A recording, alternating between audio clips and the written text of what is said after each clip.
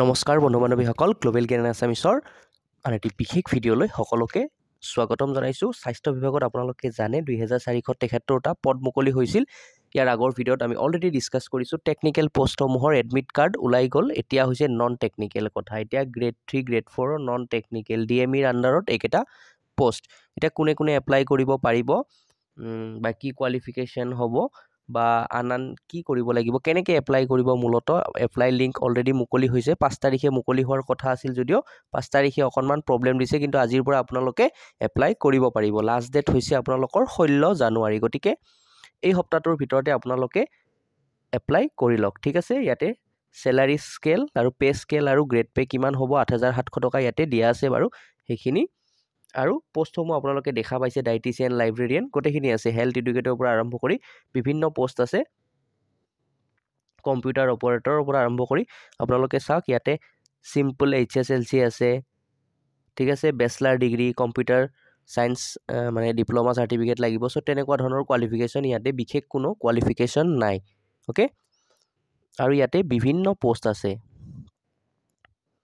আৰু এইটো পষ্ট এটা চাওক ইয়াতে কি HSLC অৰ্থাৎ হাই ছেকেণ্ডাৰী পষ্ট হ'ব লাগে, মানে হাই ছেকেণ্ডাৰী উত্তীৰ্ণ হ'ব লাগিব আৰু 1 বছৰৰ মানে কম্পিউটাৰ ডিপ্ল'মাখন থাকিব লাগিব বা চাৰ্টিফিকেটখন থাকিব লাগিব। গতিকে তেনেকুৱা ধৰণৰ কোৱালিফিকেশ্যন। এইটো চাওক, এইটো পষ্টৰ বাবে HS পাছ হ'লেই হ'ব।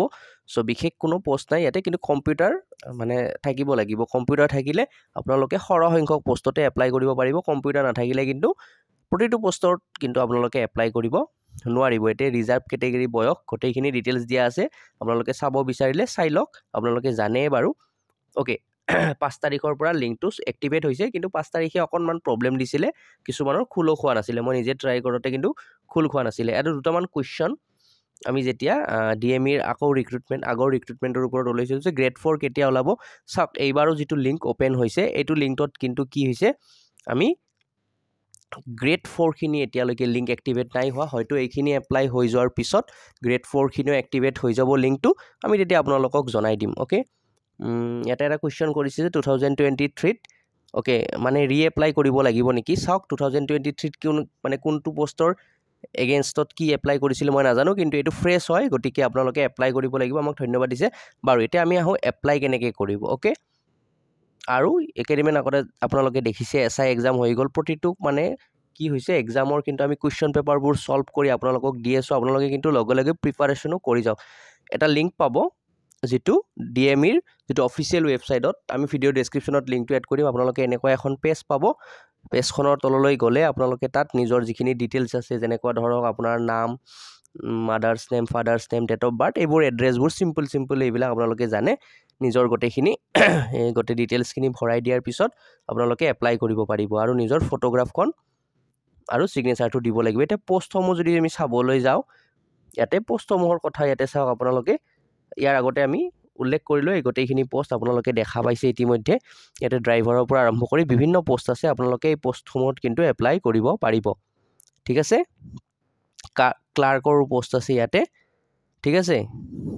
গতিকে প্ৰতিটো পষ্টত আপোনালোকে এপ্লাই কৰক আৰু গ্ৰেড 4খিনি পৃথককৈ যদি দিয়ে আমি আপোনালোকক জনাই দিম। ইয়াতে কিন্তু গ্ৰেড 4 পষ্টৰ বাবে এতিয়ালৈকে দিয়া হোৱা নাই। ইয়াৰ মানে যিটো অফিচিয়েল ৱেবছাইটত লিংক দিম, তাত গ'লে আপোনালোকে দেখা পাব।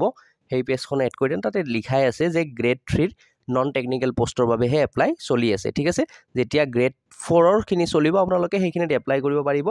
চিলেবাছটো প্ৰায় আগৰ এক্সামৰ দৰে হ'ব। অফিচিয়েল এতিয়ালৈকে দিয়া নাই বাবে আমি আপোনালোকৰ লগত সেইখিনি শ্বেয়াৰ নকৰোঁ, কিন্তু নৰ্মেল যিখিনি আমি পঢ়ি আছোঁ বা আমাৰ ভিডিঅ'সমূহত দি আছোঁ সেইখিনি ধৰণৰে প্ৰশ্ন হ'ব। আৰু টেকনিকেল যিসকলে প্ৰিপাৰেশ্যন কৰিছে তেওঁলোকেও নিজৰ প্ৰিপাৰেশ্যন কৰি থাকক, কাৰণ এডমিট কাৰ্ড ইতিমধ্যে মুকলি হৈছে। আজিৰ এই ভিডিঅ'টোত ইমানেই আছিল। ভিডিঅ'টো শেষলৈকে চোৱাৰ বাবে ধন্যবাদ। আৰু যিসকলে এপ্লাই কৰিম বুলি ভাবি আছে 2025ত, খুব এটা ভাল খবৰ, আপোনালোকে এপ্লাই কৰক। আৰু প্ৰিভিয়াছ ইয়াৰ কুৱেশ্যন পেপাৰবোৰ আমাৰ চেনেলত আমি ছল্ভ কৰি দিছোঁ ইতিমধ্যে। আপোনালোকে সেই ভিডিঅ'সমূহ চাওক, চেনেলটো কিন্তু ছাবস্ক্ৰাইব কৰিবলৈ নাপাহৰিব। ধন্যবাদ। জয় অসম।